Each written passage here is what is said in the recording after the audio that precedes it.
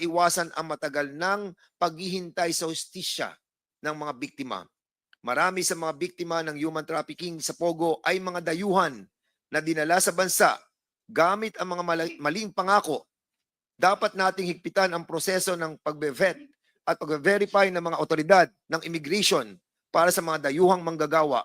Kasama rito ang pagsisiyasat sa legitimate job offers, background ng employer, at mga kondisyon sa trabaho. Dapat din palakasin ang mga helpline at serbisyong legal para sa mga biktima ng trafficking. Kadalasang umaasa ang mga sindikato kaugnay ng Pogo sa money laundering upang ilipat ang kanilang illegal na kita. Mahalagang palakasin at pagtibayan pa natin ang Anti-Money Laundering Act upang masubaybayan ang mga transaksyong pinansyal na may kaugnayan sa Pogo. Dapat obligahin ang mga institusyong pinansyal na iulat ang mga kahinahinalang transaksyon na maaring may kaugnayan sa trafficking o kriminal na aktibidad. Mainam rin na aktibong pag-freeze ng mga ari-arian at accounts ng mga boss ng sindikato at operator ng Pogo na sangkot sa human trafficking. Ito ay makakapagpahina sa kanilang kakayahan mag-operate at magsisilbing babala sa mga nagkakaroon ng pakinabang mula sa ganitong mga krimen. Maraming biktima ng human trafficking ang nangangailangan ng komprehensibong rehabilitasyon. Dapat palawakin ng ating pamahalaan ang mga suporta nito para sa mga nasagip na individual, kabilang ang pagbibigay ng ligtas na tahanan, counseling, legal na tulong at mga programa sa reintegrasyon. Mahalagang magtayo ng mga silungan na kayang tugunan ang pangangailangan ng mga dayuhang biktima dahil marami sa kanila ay hindi kaagad makauwi sa kanilang mga bansa. Bilang pagwakas, nais ko pong bigyan diin na ang ating pinaglalaban dito ay ang masamang dulot ng Pogo at ang pagtatag ng mga legal na reforma. Sana po ay kasama nyo kami sa layuning ito para sa ating mga anak, para sa ating bansa. Maraming salamat po. Thank you, Chairman Fernandez. The next to deliver his opening remarks is Chairman of the Committee on Human Rights, Congressman Benny Abante. You are recognized. Mr. Chair, I am dispensing with my opening remarks. I only would like to say maraming salamat po sa ating taong bayan sa kanilang suporta at tiwala dito po sa ating Quadcom hearings because the survey results reveal a strong level of public engagement with 78% of Filipinos expressing keen interest in the hearings, only 17% showing disinterest. At ang survey na ito underscores a growing public demand. Ito po, pinakamahalaga. A growing public demand for justice and transparency. Thank you, Mr. Chairman. Thank you, Congressman Abante. The next to deliver his opening remarks is the Chair of the Committee on Public Accounts, Congressman Caraps Paduano. You are recognized. Thank you, Mr. Chairman. Since we are late for around more than an hour, and for the interest of time, once again, Mr. Chairman, I will submit my opening remarks to the committee secretary as part of the records. Thank you, Mr. Chairman. Thank you, Congressman Paduano. Before we proceed with the committee hearing proper, there are members who just arrived and would like to acknowledge their presence. Congressman Lordan Suwan of the Cagayan de Oro is present. And we have another resource person, Councilor Nilo Small Abilera, who is present. So, Comsec, can you please administer the oath of those resource persons invited for today's hearing attending for the first time? Comsec?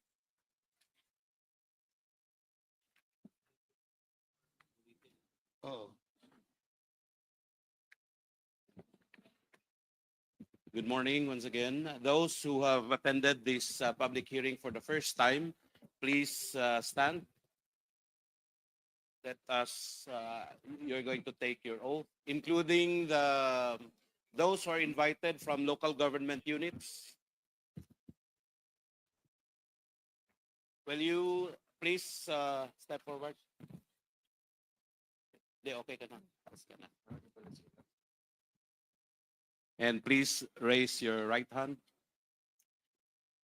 Do you swear to tell the truth and nothing but the truth in this public inquiry, so God may help you? Yes, sir, the oath has been administered. Thank you. Salamat. Thank you. Please take your seats. Ang ating pong topic ngayong araw ay dangerous drugs. Ito pong usapin tungkol sa pagkalat po ng illegal na droga sa ating bansa. At ang usapin din po tungkol po sa Pogo. Unahin po natin nung topic po natin tungkol sa dangerous drugs. And, Mr. Chair, before we acknowledge and recognize any member who wish to speak, pwede po bang i-admin matters muna natin? Then after the admin matters, we can proceed by recognizing those who wants to speak before the committee. I hope that is all right, Honorable Brosas. Okay, maraming salamat. So for the admin matters, we'd like to ask Chairman Karaps Paduano. Congressman Romy Acop for the admin matters. The rules have already been stated clearly in the previous hearings, and I'm sure that most of the resource persons present here have already understood and have heard the ground rules in the conduct of these proceedings. So we now proceed with Congressman Romy Acop for his admin matters. Thank you, Mr. Chair. For the admin matters, I do not know, Mr. Chair. May I ask the COMSEC if former Senator Trillanes would be present?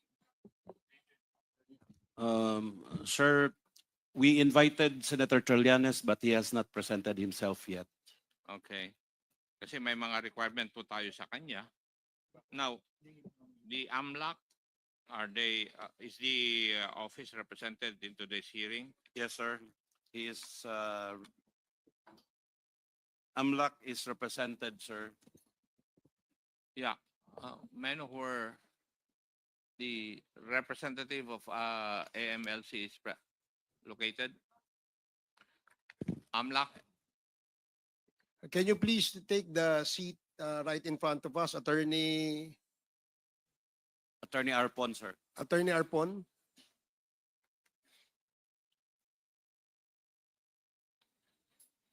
Sige po, wag po kayong mahiya. Nakareserba po yan para sa inyo.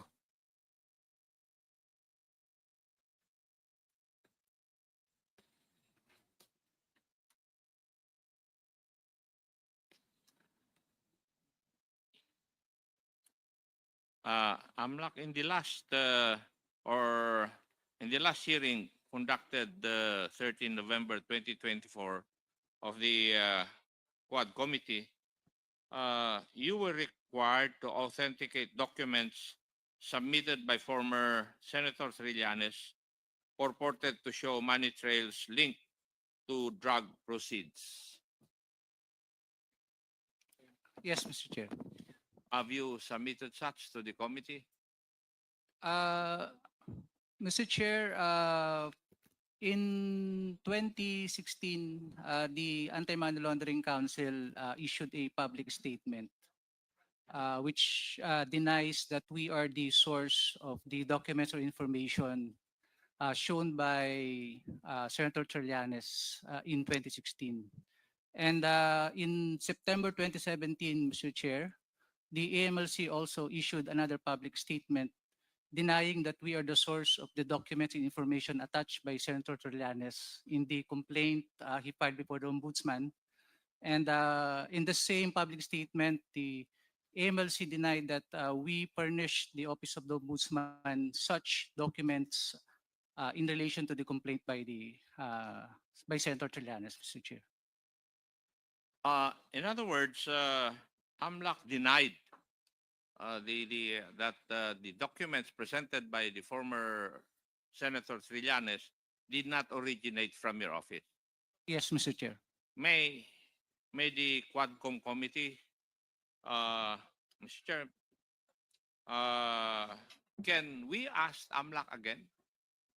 Since this has come out already in the open, in the committee hearings of this committee, can the AMLAC conduct an investigation proper insofar as the allegations of the former senator are concerned?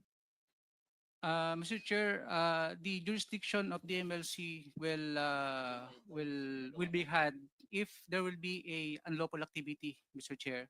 So if there will be an unlawful activity that will be filed, then it is the mandate of the AMLC to conduct a financial investigation, Mr. Chair.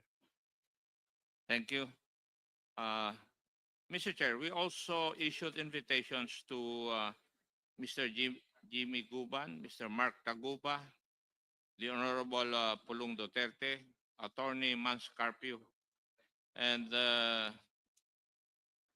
former Deputy Ombudsman Karandang. May I know from the COMSEC whether these invitations were served and did they confirm their attendance in today's hearing? Sir, can you repeat the question, please? Invitations to Mr. Jimmy Guban. Nakita ko na siya. Yes, sir. Mr. Mark Taguba, He is around, sir. the Honorable Pulong Duterte, We sent him notice. We did not send him an invitation, sir, but we gave him notice. of the schedule of the Yeah, of hearing. the schedule of today's hearing. Thank you. Attorney Mans Carpio, We sent him an invitation, and in reply, he sent us his reply, sir, and a copy of which is distributed to members. thank you. And we also have invited former PNP officers pursuant to the request of the Honorable Chairman Caraps Paduano. Yes, sir. Are they Mr. present? Chairman,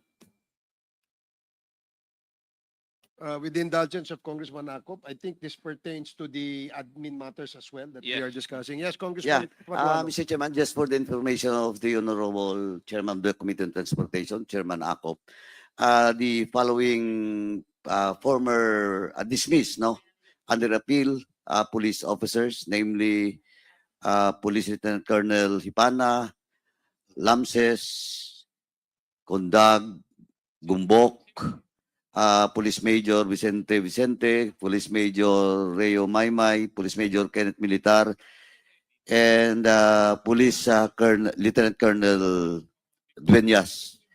Since they travel from Iloilo to Manila, they will be arriving at 1 o'clock this afternoon, Mr. Chairman. And the invitation officially was sent also to the Napolcom Region 6, addressed to Attorney Jerome Asuga and Mr. Napoleon Arostique. And I think they're present, Mr. Chairman. Just for information of Chairman Akop and this honorable committee. Thank you, Mr. Chairman. Thank you, Mr. Chair. Lastly, did we invite former Deputy Ombudsman Karandang? Yes, sir, we invited him, and I think he's not yet around, sir. He's not around. Yes. That would be all, Mr. Chair. Thank you, Congressman Akop. Chairman. May I ask from the COMSEC first, did the former Deputy Ombudsman Karandang confirm this attendance for today's hearing? No, sir. Okay, thank you. Congressman Chairman. Paduano. With that, Mr. Chairman, I move that we issue once again an invitation to former Deputy Ombudsman Karandang. So move, Mr. Chairman. Okay, there's a motion to invite again former Deputy Ombudsman Karandang in the next scheduled committee hearing of the Quad. Duly seconded. Are there any objections? Hearing none. Motion is carried. COMSEC, you are directed to send invitation to Deputy Ombudsman Karandang again. Thank you, Mr. Chairman. And Mr. Chairman, in receipt, this committee in receipt of a copy which was signed by Attorney Manuel Adrian Arugay, Legal Counsel of Okada, with regards to the subpoena issued to them for the winnings of Mr. Tony Yang, aka Yang Xian, we have already received and they complied, Mr. Chairman. And Mr. Chairman, May I know, Your Honor, if indeed Mr. Tony Yang won? the figures that was that's stated is 5,007,780 pesos. So there was a winning. Yeah. Thank you. Confirm, Mr. Chairman. Now, next, Mr. Chairman, we have here a request coming from Mr.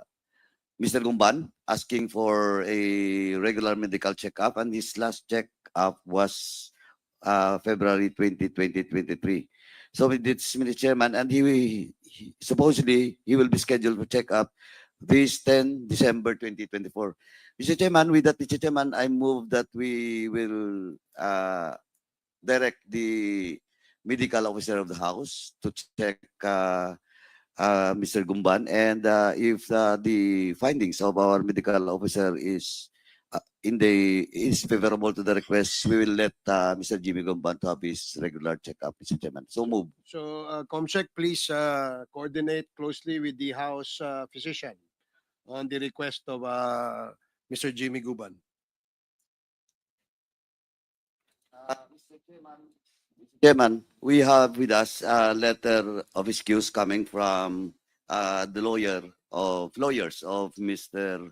Police Colonel Grijaldo. And once again, attached is a medical request from his doctor, a certain Dr. Montenegro, for a request to admit Colonel Grijaldo. But just to inform everyone, this is now the third time that Colonel Grijaldo was absent, and he sent us 3 excuse letter with the same reason, medical, Mr. Chairman. And with that, Mr. Chairman, to expedite the discussion, may I respectfully move, Mr. Chairman, that we... Mr. Chair, Sandali po. before I you am not yet move, finished. Mr. Chair, Wait, if I may. Wait. Bahala kayo, Mr. Chairman, bahala kayo kung i-approve niyo yung motion ko o Oo. hindi. No. Diba? Now, 1 minute or suspension. before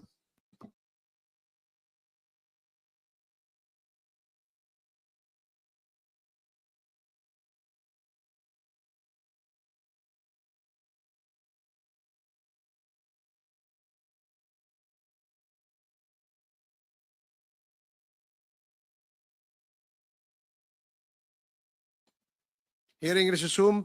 Mr. Chairman, thank you. With the indulgence of the Honorable Chairman Dan Fernandez.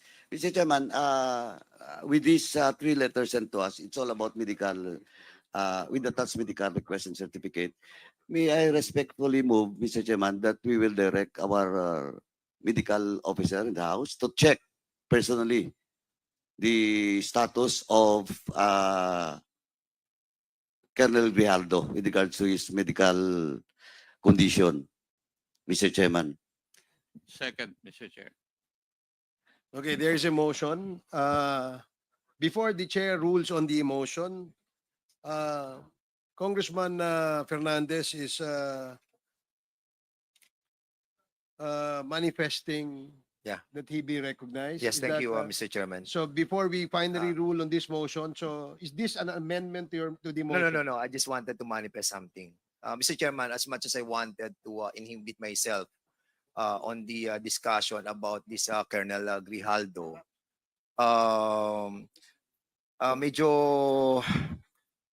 medyo nakakapiko na po, Mr. Chairman. His continued absence, in this committee hearing, in the pretext of medical excuses are not acceptable. He wants to run, He wants to run. Running away from his responsibility and mentioning the name of this representation.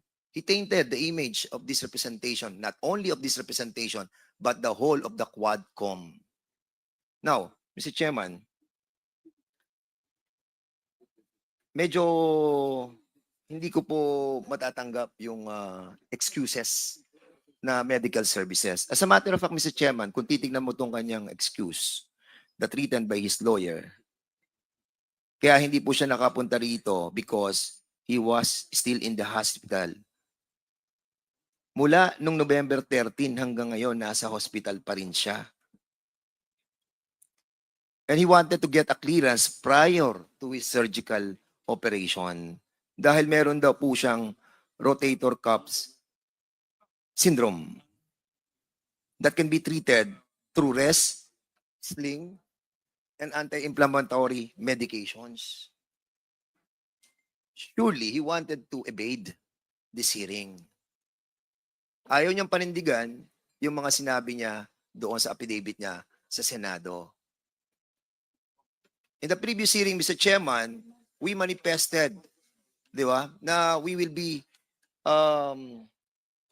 relinquish our chairmanship on the issue of Colonel Grijaldo. Pero hanggang ngayon, inaantay po natin siya dito. And if I may, Mr. Chairman, if I may, I just wanted to ask kung andito po yung pihaw sa PNP na kung saan doon under preventive suspension si Colonel Grijaldo. May we ask, Mr. Chairman, kung nagre-report si Colonel Grijaldo sa pihaw? Is there a representative from PIHAW?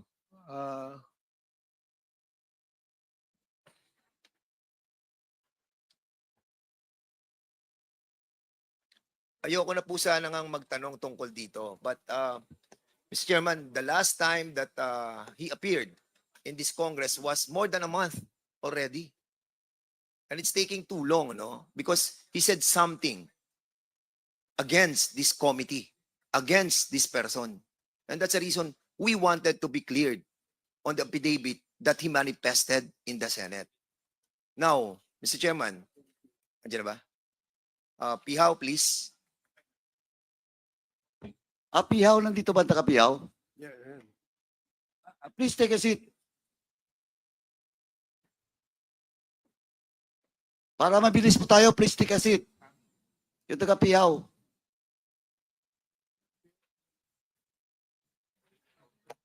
Ang pihaw po for the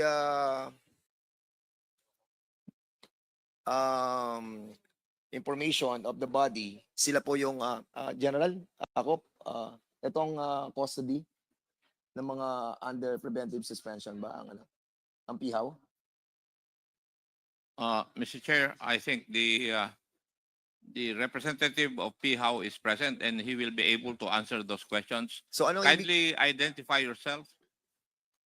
Good morning, sirs. Police Brigadier General Constancio Chinayag Jr., the Acting Director of the Directorate for Personnel and Records Management. And under me is the PIHAW or Personnel Holding Chair. Administrative Unit, sir. I'd like to ask if he has taken his oath. This is my second time, sir, to appear, so I took my oath Okay na yun. the first time. what is the mandate of the pihaw, sir? It is, the PIHAW is the unit in DPRM where personnel without any assignment are put into, sir. So mula noong November 13 nag-report na bubuwas inyo si Colonel Grijaldo. He reported November 18, sir. November 18. November 18. Opo.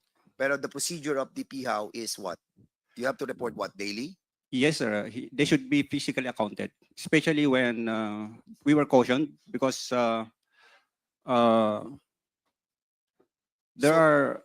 we were allowed then because of our policy that we can account personnel online. But since the last meeting that Honorable Akop cautioned us, we required them, sir, to really be present during accounting. So kung hindi sila nagre-report, you consider them what? If he will not report, sir, then he will be subjected to pre-charge investigation. So hindi siya nag-report sa inyo mula noong November 13. And as a matter of fact, nag-report lang sila sa inyo nung November 18. Prior to November 18, sir, kasi yun yung may excuse siya that he is in hospital. Okay. Mr. Chair, I'd like to ask in relation to what Congressman Dan Fernandez is saying. ito bang si Grijaldo nag-report daily sa inyo? Because that is your rule, di ba? Yes po, sir. And he didn't do it. Come again, sir. He did not do it. He reported po, sir. 18 to 20, Daily. 22. Opo, sir. Daily. Opo, sir. Physical report, physical, face to face. Did he report?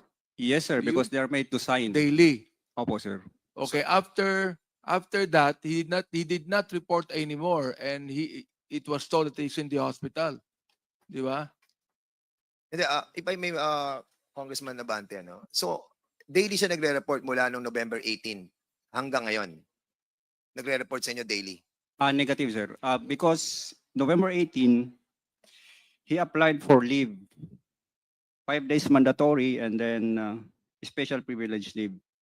The effectivity of the mandatory leave is November 25 to 29. At naidugtong doon, sir, yung special privilege leave, December 2 to 4. So he was, officially, sir, he's on leave. Wait. Ano yung special privilege that was given to him?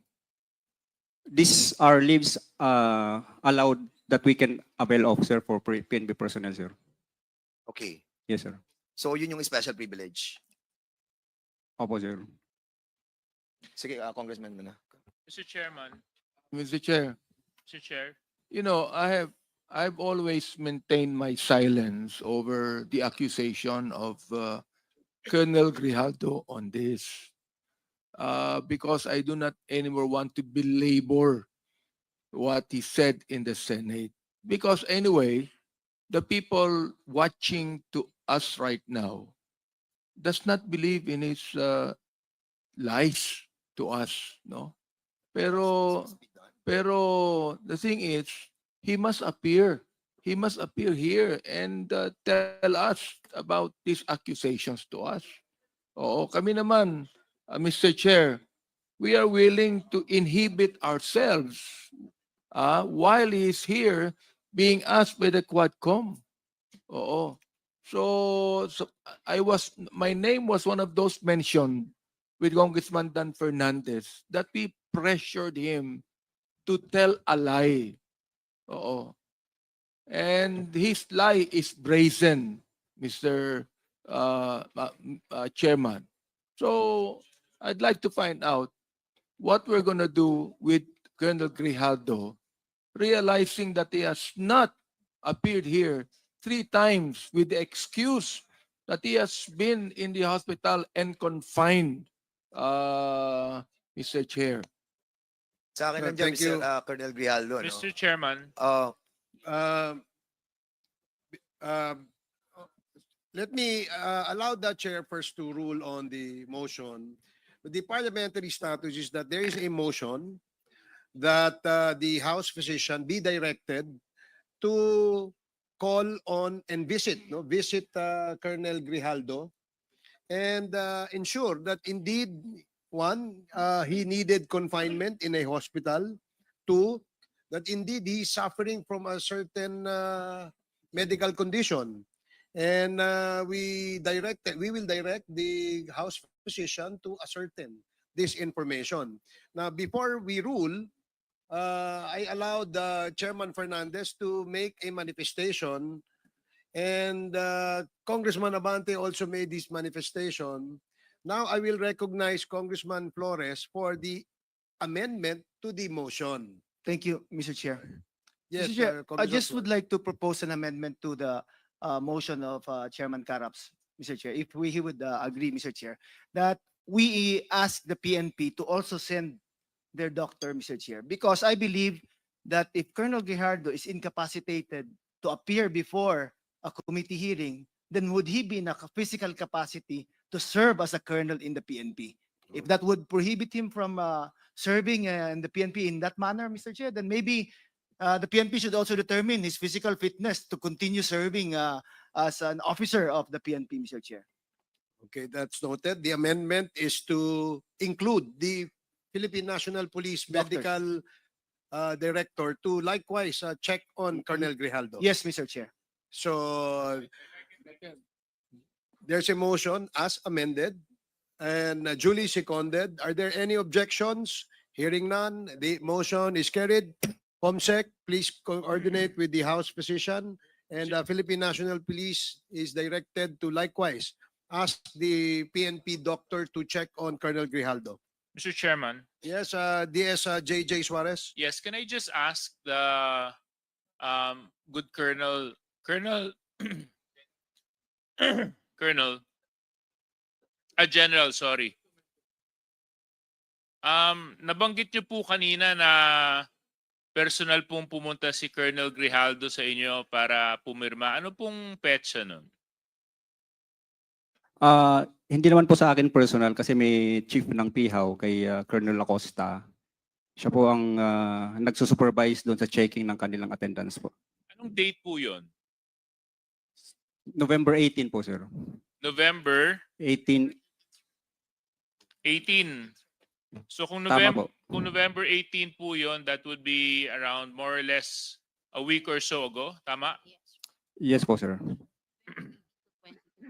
Mr. Chairman, the reason why I asked is because dito po sa unang sulat nung kanyang abogado, ang sinabi po niya dito ay naka-admit po siya sa ospital, kung hindi po ako nagkakamali. And suffering from left shoulder dislocation, TC slap tear.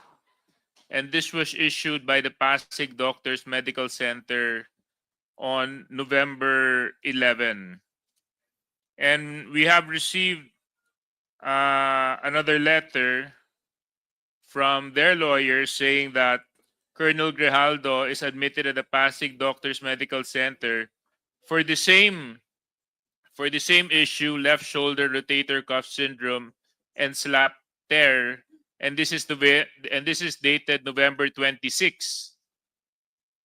Mr. Chair, para naman po napakahirap paniwalaan na kung rotator cuff issue lang po ito, bakit ang tagal niyo po sa ospital? At sa sobrang tagal niyo po sa ospital, may kakayahan po kayo pumunta sa PIHAW para po personal na makapunta doon. Kaso lang, pagdating po sa hearing ng mga Quadcom, hindi po siya nakakadalo. So I would wait for the report of our medical personnel as to the status of Colonel Grijaldo in Pasig Doctors Medical Center. And maybe once we find out the truth regarding Colonel Grijaldo, we can make the necessary motions. I just wanted to manifest that, Mr. Chair. Thank you very much. Okay, salamat po, Mr. Chair. DSJJ. Mr. Chair. We are, the parliamentary status is that we are in the process of disposing of our admin matters. If this is in relation to that, I would beg the indulgence of Congressman Abante. This is in to- relation to Colonel Grijaldo. Mr. okay, Chair. please I'll be continue. allowed. I'd like to ask the NAPOLCOM about Colonel Grijaldo's attitude and absence because it has been 1 month since he testified in the Senate about this. So, NAPOLCOM, will you please tell us? Mr. Chair, if the police officer is unable to perform his duties or he is not physically fit to perform his duties as a police officer, then he may be filed a case for incompetence, Mr. Chair.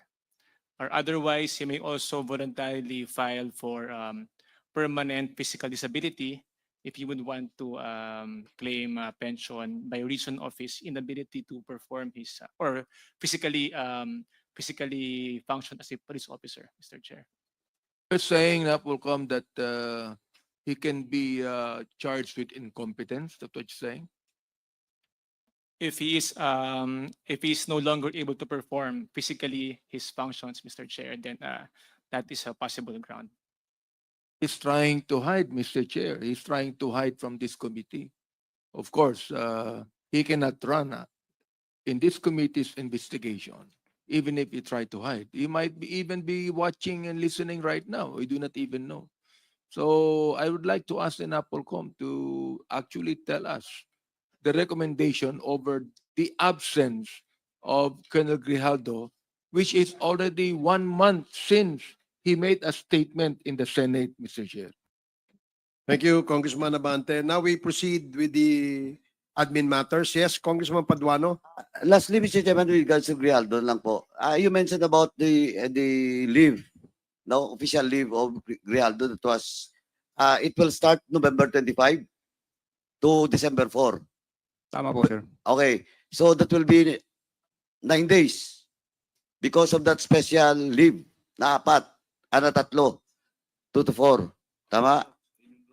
8 days po, sir. 8 days, okay. Now, please, General, mamaya na po yan. Please submit to this committee that official document that indeed you allow Colonel Grijaldo to have an official leave for 8 days. That's number 1 po. How about the previous? The previous medical certificates or medical checkups that was made by Grijaldo. Did he inform the police or the PIAO? Yes, Your Honor. You have the documents for him Yes, Your to Honor. request letter? Huwag niyong i-antedate, ha? Mm, Please submit to this committee because as mentioned by Chairman Abante, almost 1 month na po. will do that. Pag-submit niyo po. Then the motion that was made, amended motion by Congressman Flores, yung medical officer niyo po, dapat i-check siya. Kasi Mr. Chairman, because of these 3 excuse letter, it's all about medical excuse.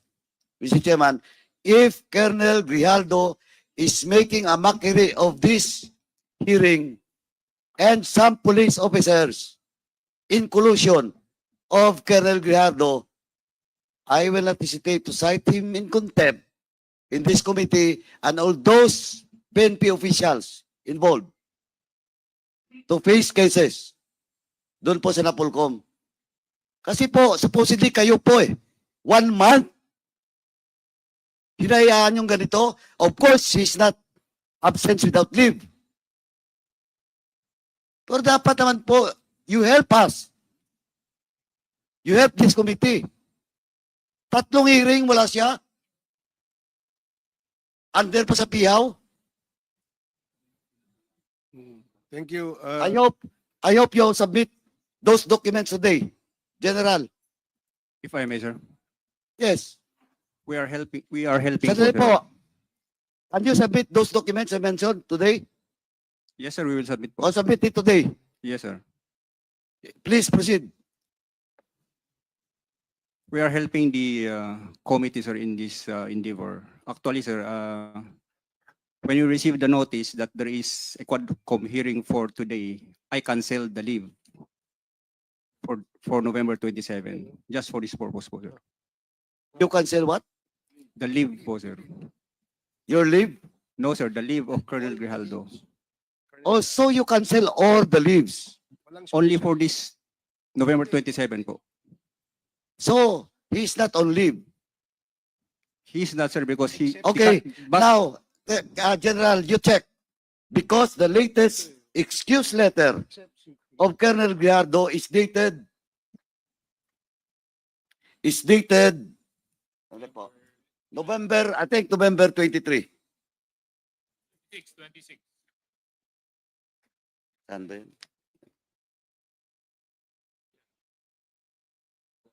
26. Okay, November 26. But, that was 3 days ago. But, yesterday. But, ito, Jenna, please take note of this. But the date of the medical request of his doctor was dated 11/23/2024. Eh baka pati kayo, niloloko niyo na. Paki-check lang po. yes, Your Honor. Thank you, Mr. Chairman. Let me proceed. Can I proceed, Mr. Chairman? Okay, please proceed. Mr. Chair. Mr. Chair, With the indulgence of Congressman Caraps Paduano, Congressman Acop, And then, is this in relation to the Yes. admin matters that we are discussing? Yes, Okay, the current after- matter po. After Congressman Akop. Thank you, Mr. Chair. Congressman Akop, you're recognized. May I request, Mr. Chair, that the head of the PHAW would answer my questions?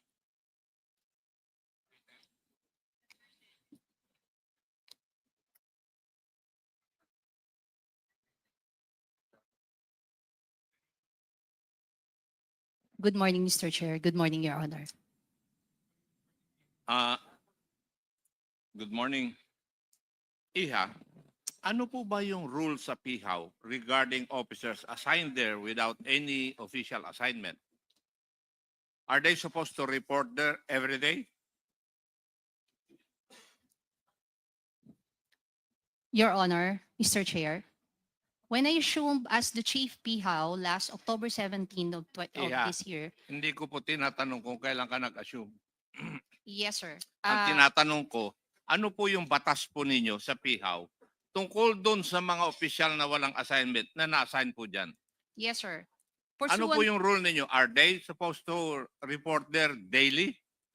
sir, pursuant to PNP Memorandum Circular Number 2024-001 dated January 10, 2024, it states here, sir, Mr. Chair, Your Honor, if I may read.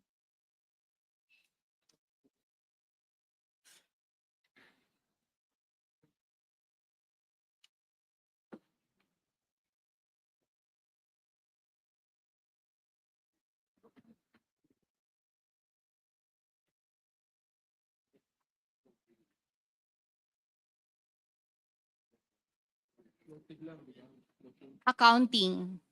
The system of recording the actual strength of PNP personnel placed on PHAW, DPRM, RPHAS, or ARMD through physical or virtual accounting and station/office visits and the affixing of signatures of the personnel on the attendance sheet provided by the office. Sir, effective November 11, sir, when TDPRM, Police Brigadier General Chinayog, issued a memorandum that starting November 11, it will start the physical accounting of all PHAW personnel, sir. So when I assume office, sir, my predecessors accounts all the PHAW personnel assigned in PHAW, sir, virtual accounting. So effective November 11, sir, by virtue of the memorandum issued by Police Brigadier General Chinayog, the TDPRM, sir, we assume and we start the physical accounting to all PHAW personnel, sir. They are reporting to the officer 10 a.m. and 3 o'clock, affixing their signature, Mr. Chair, Your Honor, sir. And pursuant to your records, Colonel Grijaldo has obediently obeyed all your requirements? May I Since know kung siya po ay religiously sinunod po yung inyong directive na yan na nag-report siya daily? he started physically reporting to Ang our office. tinatanong ko lang po ay, kung dun sa requirement ng inyong procedure there, sinunod ba lahat ni Colonel Grijaldo yan? Yun lang Ye- naman ang tanong ko eh. Yes po, sir. Nagre-report siya araw-araw? Pumipirma siya sa dun sa logbook? Mr. Chair, Your Honor, sir, starting November 18, he reported physically, sir, and signed his attendance. Yes, Yes, sir. I know. Sinabi mo na eh. But Opo. did Colonel Grijaldo obey that religiously? And yes, Your Honor, Mr. Chair, from November 18 to November 25, Mr. Chair. At to November 22, sorry, Mr. Chair, Your November Honor. 22? Yes, sir. From Monday, November 18. Yung November 11, nung lumabas yung directive, He was not around, Mr. Chair. Informed he's still admitted in the hospital, Mr. Chair. Pasig Doctors Medical Hospital, Mr. Chair. okay.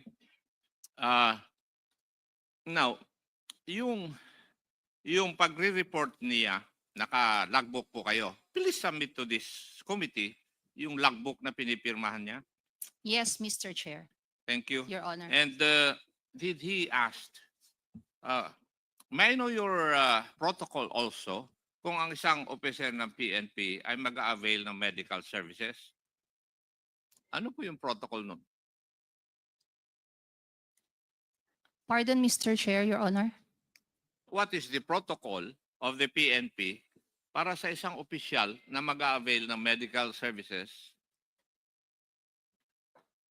Kagaya ni Colonel Grijaldo, bigla na lang nagpa-confine. The hospital that he is admitted or a government hospital in Pasig City, he did not went to the PNP General Hospital to seek medical Hindi. treatment, Mr. Oh, Chair. so your protocol does not require na pag mag-avail ng medical services isang police officer, hindi niya i-inform yung unit niya. Mr. Chair, considering that when he was admitted, it's still a virtual accounting. He did not inform us that he was admitted or confined. It only come to our attention when we directed him a notice to explain last November 7, Mr. Chair, when he was absent during the November 17 joint Quadcom committee, Mr. Chair. Your Honor. Marami pong salamat. Mr. Chair, the situation is this. We have issued a show cause order to Colonel Grijaldo for being absent in the last October 22 hearing. So we issued a show cause order, and the answer of the lawyer of the Colonel Grijaldo was that he was confined, so he was not also able to attend the November 7 hearing that we conducted. Now, November 27, he's not around with a medical reason, the same as his excuse in the November 7 hearing. That is the situation, Mr. Chair. Thank you. Thank you, Congressman Ako, for that information. So, Mr. Chair, Mr. Chair. Mr. Chair, as I stated earlier, after Congressman Ako, it is Congressman PM Vargas. This is in relation to Yes, the yes, Mr. Chair. Grijaldo 30 issue. seconds lang, Mr. Chair. Okay, sige, please, you're recognized. Yes, thank you, Mr. Chair. Narinig ko kasi yung rotator cuff syndrome. No, on September 18, 2024, kung nakikita niyo ko dito nakasling ako, I didn't have a syndrome. I had a torn rotator cuff and I had my surgery in September 18, 2024. On September 19, nakalabas na ako ng ospital. Okay. So this is elective surgery. 'Di ba? Ngayon, kung talagang kung talagang ang rotator cuff syndrome ay matindi, yung sa kanya, we can recommend for a complete disability retirement. 'Di ba? Kasi may annual check-up ang mga pulis. So kung may annual, andito yata yung NAPOLCOM, pwede nilang gawin yan. At pwede nating i-recommend ng ganun, kung ganun kalala. Pero based on my experience, 5 ang screw ko sa balikat ko ngayon, torn rotator, torn bicep, frozen shoulder, pero 1 day lang. Pinalabas na ako ng ospital. Okay. Thank you. Thank you, Mr. Chair. Thank you for that information. We Chair, will take note of the information shared by Congressman Vargas, and we will forward this to the medical director of the House of Representatives so that when he visits and confirms the confinement of Colonel Grijaldo, he can discuss this with his personal doctor. Yes, Congressman Abante. being the chairman of the Committee on Human Rights, on the basis of a humanitarian attitude, I am willing to let him borrow my wheelchair, Mr. Chair, for him to be allowed to be here. In fact, mayroon na ako ditong gamot niya, sapagkat mayroon din akong pain, yung tramadol and paracetamol, meron ako dito, Mr. Chair. Meron din akong diclofenac spray. So, for humanitarian purposes, I am willing to give him my wheelchair and all of the medicines needed for him to attend here. Thank you for your generosity, Congressman Abante. Now we will proceed with the discussion on the admin matters. Please Thank you. proceed. Thank you, Mr. Chairman. Anyway, sa pihaw na lang po before I proceed, no? Pakisabit din po yung pakicheck nyo rin po yung confinement niya. na sinasabi niya yung date na yon? Yes, Mr. Chair, Your Honor. Thank you. Now, Mr. Chairman, you have in receipt a copy of the excuse letter coming from Ms. Cassandra Ong, and attached is the recommendation of our medical and dental service in the House, signed by Luis Jose Bautista, Doctor, Director 2. Now, allow me to read the last part of the letter, Mr. Chairman. The patient reported persistent symptoms, including sore throat, mild cough, and middle back pain. We recommend continuing the prescribed medication and management plan for at least 1 more week. So with this, Mr. Chairman, mismo na po yung medical officer natin na nag-recommend. So the excuse of Ms. Cassandra Ong is granted, Mr. Chairman. Now, next, Mr. Chairman,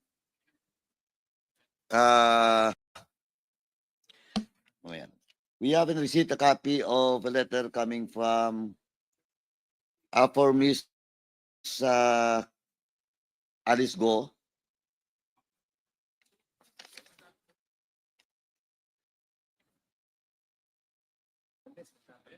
And may hearing po si Alice Go on November 28 and 29, 2024. Ito lang po yung sinabit niya. But today is November Yeah. 27. Today is November 27. Comsec, ano pa ba yung invitation na bang status dito kay Go? Yes, sir, invitation. So, Mr. Chairman, Sir, according to the court, she has a hearing today, Okay. but she will be available on 28 and 29. po, why he's not available today? She has a hearing, sir. Court hearing. Hearing. Yes, sir. Pero 28, 29 ang hearing, di ba? That's the Nakalagay time dito. she is available on that days. Okay. On those days. Please, ano na lang po, please check doon sa branch. No? Yes, sir. Yes. Branch of court. Kung talagang may hearing and the presence of Miss Alice Go is there. Please. Yes, sir. Comsec. Thank you. Thank you. Now, let me take up, Mr. Chairman, the excuse letter of Miss Rose Nonolin. Ito lang po, I will just read the second paragraph, Mr. Chairman. This was signed by, I think, si Gion Reyna Montesilio and Ong Siaco Law Office, no? Signed by Cesar Manalaysay and Alma Fernandez Malonga and Maria Luisa Sebastian. Mr. Chairman, allow me to read this second paragraph. We regret to inform the Honorable Committee that Ms. Lin is unavailable to attend the 12th public hearing. She expresses her intent to be of valuable help to the Honorable Committee. In fact, she has exerted efforts to make herself available during the 2 previously canceled public hearings. Unfortunately, Ms. Lin has to attend to an urgent family matter. Ms. Lin has to attend to an urgent family matter that requires her presence abroad on the day of the 12th public hearing. Nonetheless, she continued to assist, blah, blah, etc., and she submitted the documents that was ordered to him last hearing. But, Mr. Chairman, reading this letter, nasa abroad siya today. So, is there a BID representative? BID, Attorney. Attorney. Kindly Yes, Your Honor. check once again the latest travel record of Rose Nonolin Yes, Your Honor. before bago tayo mag-suspend mamaya, no? Yes, Your Honor. Para ma-update lang po yung Yes, Your Honor. committee. We will Because update we upon- need it dahil si Rose Nonolin, alam po natin, is principal resource person with regards to drugs and Pogo po. Pogo. Yes, Your Honor. Please po. Thank you. And lastly, Mr. Chairman, balikan ko lang po, no? And I think Chairman Akop has something to say about this. The excuse letter from Attorney Mans Carpio. But before, Mr. Chairman, I will leave my time to Chairman Akop. Let me just once again reiterate that the COMSEC did not send an invitation to Congressman Pulong. But we only, the motion last time by this representation was to send a notice of the hearing. No? Para po malinaw, baka mamaya gagamitin namang issue yan against this committee. Thank you, Mr. Chairman. I will leave my time to Chairman Ako with regards to the excuse letter of Attorney Manscarpio. Chairman Ako? Thank you, Mr. Chair. Attorney Manscarpio, in his communication to the committee, Mr. Chair, simply state that he wants to be excused simply because he has filed criminal complaints against Mr. Jimmy Guman in the office of the Ombudsman, office of the City Prosecutor, Quezon City, and later at the office of the Provincial Prosecutor of Pampanga. And he cited numerous cases decided by the Supreme Court supporting his position, Mr. Chair. And but I think, Mr. Chair, it is up for this committee whether we will accept ito pong excuse ni Attorney Manscarpio. Thank you, Mr. Chair. Thank you, Congressman Ako. Perhaps we can defer the decision of the committee on the letter of Attorney Manscarpio before we adjourn this committee hearing today. So are there anything else on the administrative matters before we proceed? To the those issued some of them issued SHOCOS, no, to submit the required documents with this committee. But before that, may I ask the COMSEC, yung letter ba natin kay Attorney Carpio is just an invitation? Yes, sir. Hindi pa SHOCOS. Thank you, COMSEC. Now, let me proceed, Mr. Chairman. We have ordered Mr. Paul Gutierrez to submit to this committee news articles he has written about Mr. Jimmy Goban. And until now, he's not yet submitted such document or such news report or article, Mr. Chairman. So with that, Mr. Chairman, I move to issue a SOCOS order with regards to this news articles being required to Mr. Paul Gutierrez, Mr. Chairman. So move. There's a motion to issue a SHOCOS order on Mr. Paul Gutierrez's articles regarding Mr. Jimmy Guban, and it was duly seconded. Are there any objections? Hearing none, the motion is carried. Thank you, Mr. Chairman. Let me proceed with the next. SPO4 Sanson Sani Binaventura, when he was present during the last hearing with regards to EJK, he committed to submit his SALN, no, from 2008 to 2021. But until now, has not submitted such documents. At the same time, he has not sent us a letter of excuse, whatever, to explain why he has not submitted such document. And with that, Mr. Chairman, I move to issue a subpoena dos STECOM with regards to the statement of asset and liabilities and net worth for the years 2008 to 2021 of retired SPO4 Samson Sani Binaventura. So move, Mr. Chairman. There is a motion to issue a subpoena duces tecum Dos STECOM, Mr. Chairman. in relation to the documents promised to us by Mr. Sani Binaventura.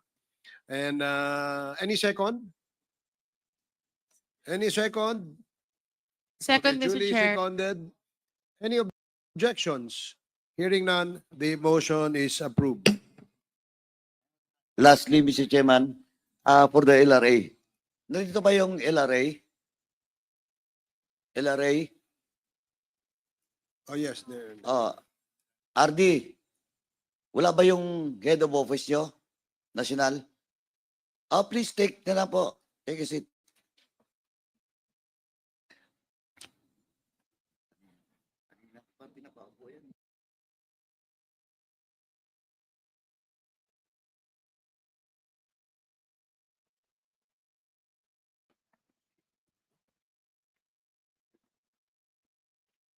Good morning, Madam. Your Honors. Madam, Yes, during the Your- previous hearing, you were ordered to submit to this committee official records of the properties of Mr. Sanson Binaventura. Have you Ah, complied? Attorney Paulo Tamayo was the representative at Oh, that where time. is he? Please, He's Attorney here, Your Tamayo.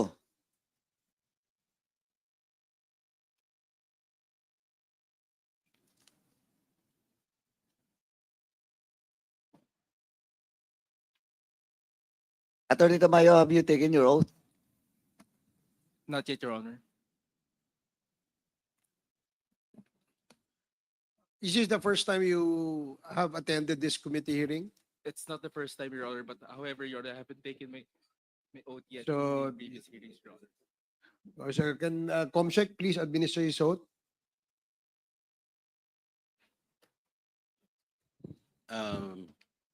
Mr. Chairman, can I ask also the LGU, representatives of LGUs, they have not taken their oath? Mayor ng Mexico Pampanga, kasi this is a new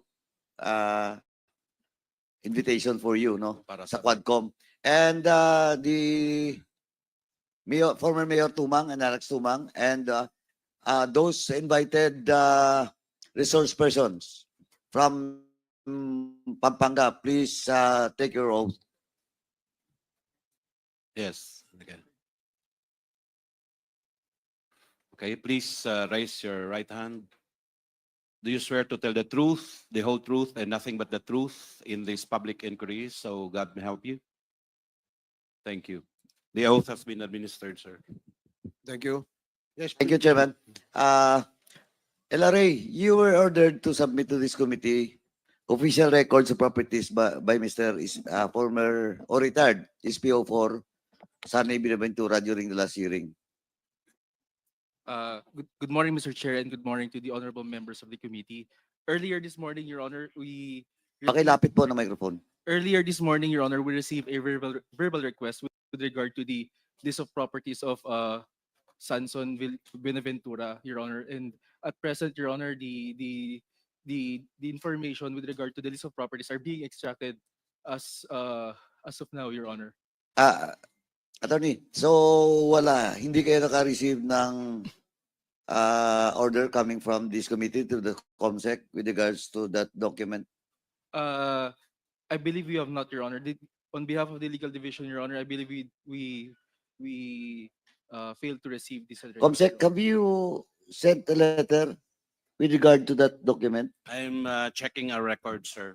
But he is right. This morning, we talked and we Yes, sir. requested for them to submit the documents. However, Your Honor, a few minutes ago, Your Honor, we already received an information from our ICT that the information with regard to the properties of the same person are already extracted. And as of this moment, Your Honor, our representative from the LRA is on his way